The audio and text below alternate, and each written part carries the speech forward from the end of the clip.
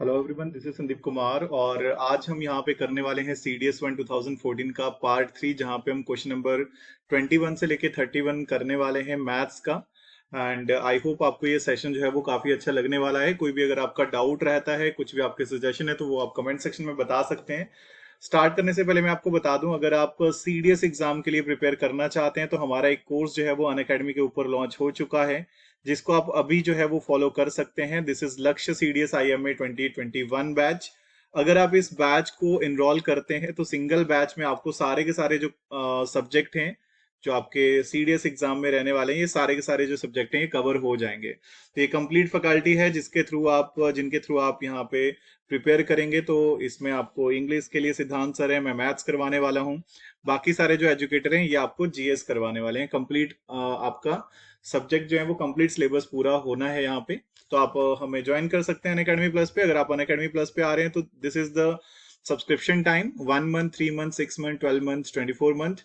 और रिकमेंडेड इसके अगर आप 1 ईयर का सब्सक्रिप्शन लेते हैं तो आप बहुत अच्छे से प्रिपेयर कर सकते हैं, इंक्लूडिंग SSB, क्योंकि अनअकैडमी पे आपको उसी सब्सक्रिप्शन में सारे के सारे एजुकेटर की क्लासेस मिलती हैं, जहां पे आप SSB के लिए भी प्रिपेयर कर सकते हैं। और करियर स्टडी लाइव का कोड आप यूज करेंगे तो आपको 10% का एडिशनल डिस्काउंट मिलना है। तो use code career study live for 10% discount. चलिए तो स्टार्ट करते हैं आज के सेशन को। आज हम करने वाले हैं CDS 1 2014 का पार्ट 3। तो चलिए क्वेश्चन नंबर 21 से शुरू करते हैं। सो क्वेश्चन नंबर 21 है हमारे पास। अगर आप क्वेश्चन देखेंगे, क्वेश्चन नंबर 21, सो इसमें क्या है हमारे पास, हमें कहा हुआ है कि A and B are any two non empty subsets of set E, then what is the A intersection B। So A intersection B हमें बताना है। आई होप अगर आपने सेट जो है वो कर रखे होंगे, तो सिंपल सा एग्जांपल है। पहले आप ब्रैकेट को सॉल्व करोगे तो ब्रैकेट में कौन है, A इंटरसेक्शन B है। ठीक है, सो A इंटरसेक्शन B को अगर मैं सॉल्व करूंगा तो हमारे पास क्या सिचुएशन बनेगी, let this is A, this is B। तो आपका इंटरसेक्शन पोर्शन होता है ये वाला। अब इसको अगर मैं A में ऐड कर दूं, अगर इस इंटरसेक्शन वाले पोर्शन को, this is A intersection B, अगर इसको मैं ऐड कर देता हूं A में, तो A में ऐड करके वो A का ही तो पोर्शन है ऑलरेडी। तो दैट मीन A इंटरसेक्शन जो आपके पास B जो है, जब इसको A में ऐड किया जाएगा तो क्या बनेगा, तो दिस इज A। क्योंकि A का क्या हो जाएगा, A ये सर्कल है एंड A के साथ B का ये इंटरसेक्शन है। इन दोनों को ऐड करूंगा, इस वाले को इसके साथ अगर ऐड करूंगा तो कंप्लीट A वाला सर्कल आ जाना है। ठीक है, सो जस्ट लाइक अगर ये भी पूछा होता ना कि B plus A intersection B कितना होगा, तो वो भी B ही होना था, क्योंकि उसमें भी B वाला पोर्शन कवर हो रहा था। So that's it. I hope ये आपको क्लियर होगा। सो आंसर क्या आना है, A union A intersection B is option, आपका बन जाना है A, option C is the correct answer. So I hope ये क्लियर होना चाहिए। ओके, दिस टाइप, ये वाला जो टाइप है क्वेश्चन, आपके पास बार बार ये क्वेश्चन रिपीट होते हैं। क्वेश्चन नंबर 22 है ये सेट A का। हमें कहा है कि consider the following in respect of the numbers √2, cube root of 3 and six root of 6। इस तरह के क्वेश्चन को आप कैसे सॉल्व करोगे, आपको आई होप ये आपको बहुत अच्छे से क्लियर होगा कि √2 जो है उसको मैं लिख सकता हूँ 2 की पावर 1/2, एंड थर्ड रूट जो है, क्यूब रूट जो है, उसको मैं लिख सकता हूँ 3 की पावर 1/3, एंड सिक्स रूट जो है इसको मैं लिख सकता हूँ 6 की पावर 1/6। मुझे कुछ नहीं करना है, मुझे यहाँ पे पावर को इक्वेट करना है। पावर को equate equate in the sense कि पावर को बैलेंस करना है, कि पावर कहाँ पे बैलेंस हो रही है। जैसे कि अगर मैं क्या करता हूँ, क्या फिर मुझे पावर को 1 से हटा देना है, बहुत इजीली क्वेश्चन सॉल्व हो जाना है। अब अगर मैं 1/2, 1/3, 1/6 एलसीएम लूंगा तो कितना आएगा, 12। तो मुझे क्या करना है, मुझे सभी को, सॉरी 6 आ जाना है, तो सभी को मैं 6 से मल्टीप्लाई कर दूंगा। ठीक है, सो कितना बचेगा, 2⁻3, 3⁻2 एंड 6⁻1। ये कितना आ रहा है, 8। ये कितना आ रहा है, 9। एंड ये कितना आ रहा है, 6। सो अब अगर आपसे पूछा जाए लार्जेस्ट कौन है, सो दिस इज द लार्जेस्ट। यहां से ही क्लियर रखना है, this is the largest and this is the smallest. ठीक है, सो आई होप ये आपको क्लियर होगा। ये आपका पैटर्न बनना है। हमें कहा है कि this one is the greatest number, but ये तो ग्रेटेस्ट नहीं है, ये तो स्मॉलेस्ट है। गलत हो गया। √2 इज द स्मॉलेस्ट नंबर, √2 वाला स्मॉलेस्ट नहीं है। स्मॉलेस्ट आपका ये वाला था, तो ये आपका ग्रेटेस्ट है, ये आपका स्मॉलेस्ट है। तो ये दोनों ही स्टेटमेंट गलत हो गई, सो it should be D option. ये मैंने आपको सॉल्व करने का मेथड बताया। कभी भी अगर आपको इस तरह का क्वेश्चन आता है, क्या करो, सिंपली पावर में से आप जो अपॉन वाली वैल्यूज है उनको हटा दो, एलसीएम लेके उनको सिंप्लीफाई कर लो। सिंप्लीफाई करके जो नंबर आ रहे हैं, जिस वे में नंबर आएंगे ना, उसी वे में आपका इंक्रीजिंग और डिक्रीजिंग ऑर्डर होगा, उसमें कभी गलत नहीं होगा। तो आप ट्राई करिएगा, आई होप आपका इजिली आंसर आ गया होगा। नेक्स्ट वन इज, हमें कहा है कि अ water pipe is cut into two pieces. Water pipe जो है उसको हमने दो पीसेस में कट कर दिया। The longer piece is 70% of the length of the pipe. So क्या कर सकते हैं, अगर मान लो 100 सेंटीमीटर की मेरे पास पाइप है, तो लॉन्गर वाली जो पाइप है वो 70 सेंटीमीटर होगी, तो शॉर्टर वाली कितनी होगी, 30 सेंटीमीटर की। ऑब्वियस सी बात है। By how much percentage is the longer pipe longer than the shortest. तो ये जो लॉन्गर वाली पाइप है ना, ये शॉर्टर वाली से कितनी लॉन्गर है, तो कितनी है, +40 है, 40 ज्यादा है। तो हमसे पूछा है कि जो लॉन्गर पाइप है वो शॉर्टर वाली से कितनी ज्यादा लेंदी है, तो 40 लेंदी है। किससे कंपेयर करना है, शॉर्टर वाली से कंपेयर करना है, देन द शॉर्टर पाइप लिखा है, तो अपॉन में 30, अपॉन में शॉर्टर पाइप इंटू 100, परसेंटेज निकालना है ना। तो पूछा क्या है कि कितनी ज्यादा लंबी है वो, तो 40 सेंटीमीटर ज्यादा लंबी है। किससे, शॉर्टर वाली से, तो 30 से इंटू 100। सो कितना आ जाएगा ये, सो दिस इज 400/3%। आई होप ये क्लियर होना चाहिए, बहुत ही सिंपल सा पॉइंट था आपके पास। 24th है, the sum of two positive number x एंड y is 2.5 time their difference. Okay, so that mean x plus y जो है वो कितना है, 2.5 time of x minus y है। अगर मैं इसको लिखना चाहूं तो मैं ऐसे लिख सकता हूं कि x प्लस वाई 2.5 है, तो इसको ऐसे लिख सकते हैं कि दिस इज 25/10, यानी कि 5/2 is x minus y. So this is 2x plus 2y is equal to 5x minus 5y। And अगर मैं इसको सॉल्व करूंगा तो मेरे पास 3x की वैल्यू जो है वो 7y आनी है, यानी कि x अपॉन में y जो है वो 7:3 आ गया आपके पास। अब हमें क्या कहा है कि उनका जो प्रोडक्ट है ना वो 84 है। सो प्रोडक्ट कितना होगा, जो प्रोडक्ट आना है दोनों नंबर्स का, ये आना है आपके पास x इंटू वाई, क्योंकि नंबर मैंने x और y माने हैं। सो अब ये क्या होगा, 7:3 है ना, तो इसको मैं 7a इंटू 3a लिख लेता हूं, क्योंकि आपको पता है कि रेशियो के मल्टीपल्स होते हैं। तो वो कितना आना चाहिए, 84 आना चाहिए।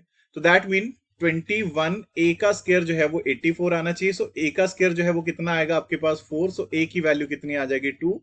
सो नाउ पॉजिटिव नंबर है तो मैंने -2 नहीं रखा, प्लस का 2 रखा।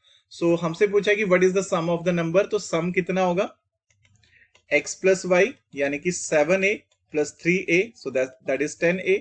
सो this is equal to 10 into 2, so this is 20। I hope ये क्लियर होना चाहिए। So it should be D option. Again बहुत सिंपल क्वेश्चन था।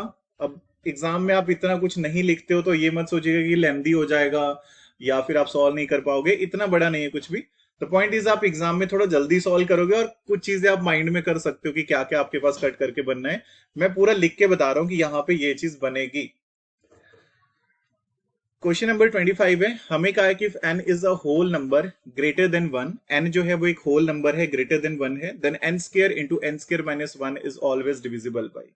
तो n square into n square minus 1 जो है वो हमेशा किससे डिवाइड होगा, अब वैल्यू पुट करके देख लो। अगर n जो है वो 2 होगा तो कितना बनेगा, सो दैट इंप्लाई इसमें पुट करेंगे n स्क्वायर यानी कि 2 का स्क्वायर इंटू 2 का square minus 1, so this is 4 into 3, so this is equal to 12। पहला ऑप्शन ये। अच्छा, अब यहाँ पे देखो सिंपल सी बात है, आपको आंसर तो मिल ही गया, ठीक है, ज्यादा सोचने की जरूरत ही नहीं है, क्योंकि कम से कम नंबर 12 एक ही ऑप्शन है, 12 का मल्टीपल एक ही है, बाकी कोई है नहीं। तो 12 आ रहा है तो दैट मीन आपका आंसर यही होगा। अगर मान लो इससे भी छोटा 6 भी ऑप्शन में होता तो मैं क्या करता, मैं n जो है वो 3 पुट करता, तो यहाँ पे कितना बनता, 3 का स्क्वायर इंटू 3 का square minus 1, so this is equal to 9 into 8, कितना आता, 72। तो मतलब ऐसे में मल्टीपल ऑप्शन ट्राई कर लेता, बट कब, अगर मुझे इससे भी लेस ऑप्शन मिल रहे होते। अब यहाँ पे 12 है तो बात ही खत्म हो गई। जैसे मान लो एक ऑप्शन मेरे पास 9 भी होता तो फिर मैं देख लेता एक दो ऑप्शन और ट्राई करके कि क्या बन सकता है क्या नहीं बन सकता है। सो बहुत सिंपल है, ऑप्शन ट्राई करो, हिट एंड ट्रायल पे जाओ, वैल्यू पुट करो। ओके, दिस वन क्वेश्चन ये थोड़ा सा टाइम टेकिंग रहता है, तो अगर आप एग्जाम में बैठे हैं तो ट्राई करो कि इस तरह के क्वेश्चन आप पहले तो अवॉइड करो, और अगर आपके पास टाइम बचता है तो लास्ट में आप सॉल्व कर सकते हैं। देखिए क्या कहा है कि if the roots of the equation are equal, so where b is not equal to 0 then which one of the following is correct. तो कौन सा करेक्ट होगा। अब देखो रूट्स इक्वल कब होते हैं, जब डिस्क्रिमिनेंट जो है वो 0 होता है, यानी कि b स्क्वायर माइनस 4ac जो है वो 0 होता है, तब आपके पास रूट जो है वो इक्वल आते हैं। तो बस वही पुट करते हैं। अब यहां पे ध्यान रखना है कि b कौन है, a कौन है, c कौन है। एक्स स्क्वायर का जो कॉफिशिएंट है वो पूरा a है, और x का जो कॉफिशिएंट है वो पूरा b है, और कांस्टेंट टर्म पूरी की पूरी c है। तो मतलब वो भी थोड़ा ध्यान रखना है। उसमें कंफ्यूज नहीं होना है, उसमें कंफ्यूज हो जाओगे तो वैसे दिक्कत हो जानी है। तो यहाँ पे पुट कर लेते हैं, तो दैट इंप्लाई ये मेरे पास क्या बनना है, 2 into B square minus A C का whole square and minus 4 into A की वैल्यू कितनी है, ए का square minus A C into C की वैल्यू कितनी है, सी का square minus A B is equal to 0। अब इसको थोड़ा सा सिंप्लीफाई करेंगे, कितना बनेगा ये, ओके सो इसको अगर हम सॉल्व करेंगे तो इसको थोड़ा सा सिंप्लीफाई कर लीजिएगा। हमारे पास 2 है, फिर b का स्केयर भी है, तो मैं इसको फाइनली लिख देता हूं कि हमारे पास ये कितनी वैल्यू आनी चाहिए। सो this is like in the term हमारे पास ये बनेगा b की पावर 4 प्लस ए स्केयर सी स्केयर। ठीक है, ये मैंने सॉल्व करके रखा है, तो आपको थोड़ा सा सॉल्व करना पड़ेगा एंड वो टाइम टेकिंग इसीलिए क्योंकि इस तरह के आपके पास वैल्यूज हैं, सो दैट कि आपको वो डाल के करते हैं इस तरह के क्वेश्चन कि आप कितना कंफ्यूज होते हैं कितना कंफ्यूज नहीं होते हैं। So this is B C cube आ जाएगा यहाँ पे एंड देन हमारे पास minus A B square C is equal to 0। तो यहां से अगर मैं सॉल्व करना चाहूं तो मैं इसको ऐसे लिख सकता हूं, a cube b plus b की पावर 4 प्लस बी सी का cube minus 3 a B square C is equal to 0। So I hope अगर मैं इसको सॉल्व करना चाहूंगा तो यहां से मैं क्या लिख सकता हूँ, b अगर मैं कॉमन लिखूंगा तो अंदर आएगा a का क्यूब प्लस b का क्यूब एंड प्लस c का cube minus 3abc is equal to 0। So आपके पास दो सिचुएशन है, आपको पता है कि b तो 0 हो नहीं सकता है, कहा हुआ है, तो अगर b 0 नहीं हो सकता तो ये बचा हुआ 0 होगा। सो that mean a cube plus b cube plus c cube minus 3abc जो है वो 0 होना है। तो that mean a cube plus b cube plus c cube जो है वो कितना आएगा, 3abc आना है। सो आंसर क्या आ जाएगा आपका, डी ऑप्शन। अब इस तरह के क्वेश्चन अब देखने में हो सकता है या फिर सोचने में हो सकता है कि अच्छा ठीक है, D is equal to 0, b square minus 4ac 0 ही पुट करना है, बट ये टाइम टेकिंग होते हैं और कभी हम डिटेल में डिस्कस करेंगे। कोई एक स्ट्रेटजी वीडियो मेरा जरूर देखिएगा कि मैथ्स का पेपर कैसे अटेम्प्ट करें, उसके ऊपर मैंने एक क्लास रखी होगी। जब भी आप ये सेशन देख रहे होंगे, आप भी देख रहे हैं, तो मैं एक सेशन जरूर रखूंगा इसके ऊपर, तो वो चीज ध्यान रखिएगा क्योंकि लास्ट पेपर होता है तो माइंड थोड़ा सा थका होता है। चलिए, सो अगला क्वेश्चन है, what is the remainder when 4 raised to power 1000 is divided by 7। I hope आपको पता होगा, अगर आपने ये जो रिमाइंडर वाला कॉन्सेप्ट है ये करा होगा कि आप रिमाइंडर जो है वो कैसे फाइंड आउट कर सकते हैं। सिंपल सी बात है, आपको करना कुछ नहीं है, आपको कोशिश करना है कि 4 की पावर जो है ना वो 7 के मल्टीपल में कहां आ सकती है। 4 की पावर 1 4 7 के पास नहीं है, 4 की पावर 2 16 7 के मल्टीपल के पास नहीं है, 7 की पावर 4 की पावर 3 इज 64 और आपको पता है कि 7 इंटू 9 जो है वो 63 होता है। तो बन गया ये कॉम्बिनेशन बहुत अच्छा बनेगा। तो मुझे यहां से 4 की पावर 3 के फॉर्म में इसको बनाना है, तो मैं इसको क्या लिख सकता हूं, इसको मैं लिख सकता हूं 4 की पावर 1 इंटू 4 की पावर 999 और यहां से मैं इसको ऐसे लिख सकता हूं 4 की पावर 1 इंटू 4 की पावर 3 इंटू 333। ठीक है, ऐसे लिख सकता हूं।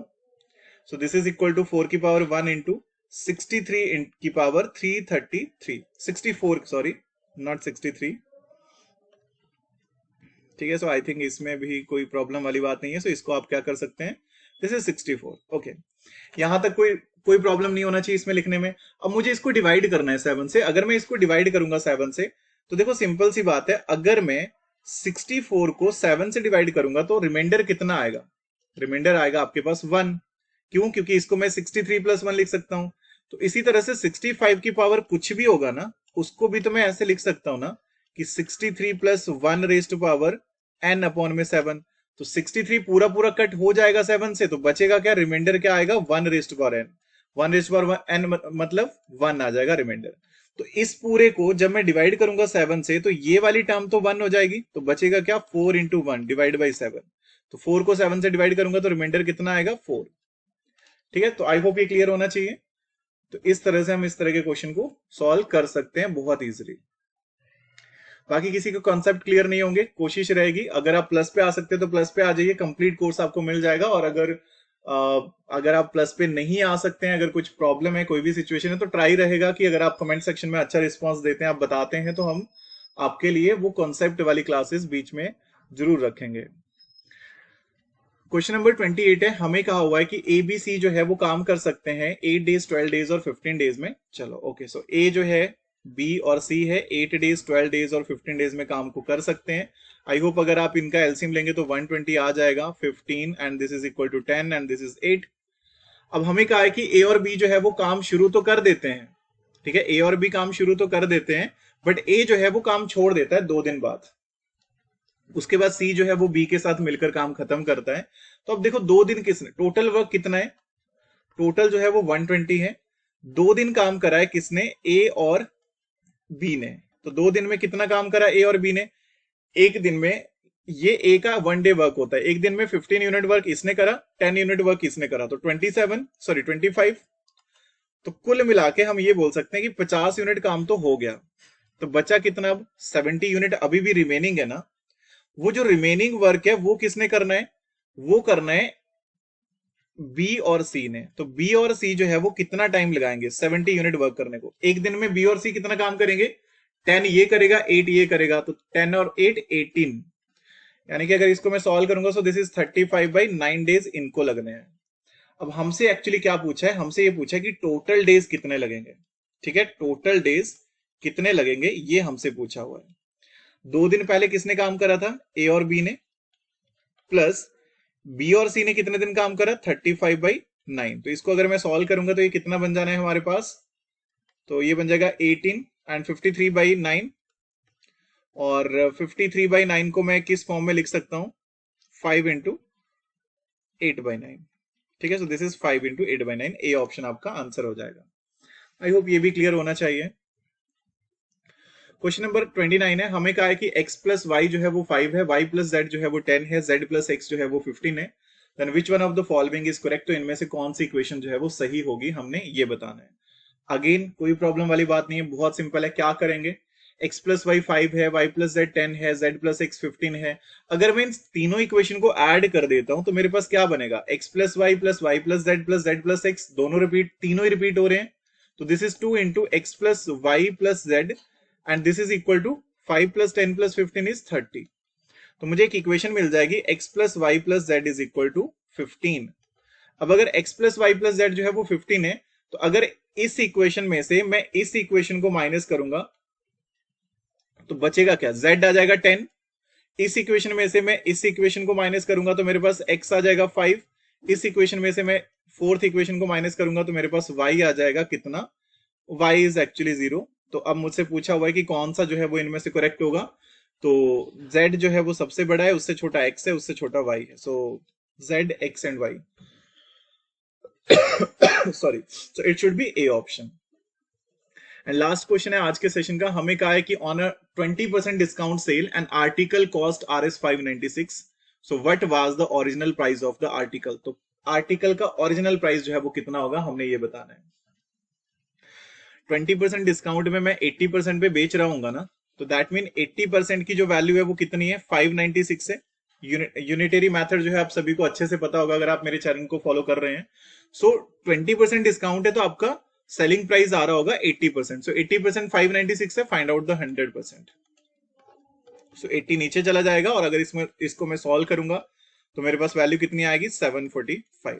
इसको आप ऐसे भी कर सकते थे, कोई x रुपए की चीज जो है उसको 20% के डिस्काउंट यानी कि 80% के मैं 596 में बेच रहा हूं, तो x की वैल्यू कितनी आएगी, 745। जैसे भी आपको समझ में आ रहा है वैसे आप कर सकते हैं। तो ये था हमारा आज का सेशन। आई होप आपको ये सेशन अच्छा लगा होगा। अगर सेशन अच्छा लगा हो तो सेशन को लाइक जरूर करिएगा, चैनल को सब्सक्राइब करिए, वीडियो को शेयर करिए अपने फ्रेंड्स के साथ। और अभी जो है फिर करते हैं सेशन को ऑफ, मिलते हैं आपसे अगले सेशन में पार्ट 4 में। तो सभी को फिलहाल मेरी तरफ से thank you. So stay safe, keep preparing, have a nice evening and जय हिंद।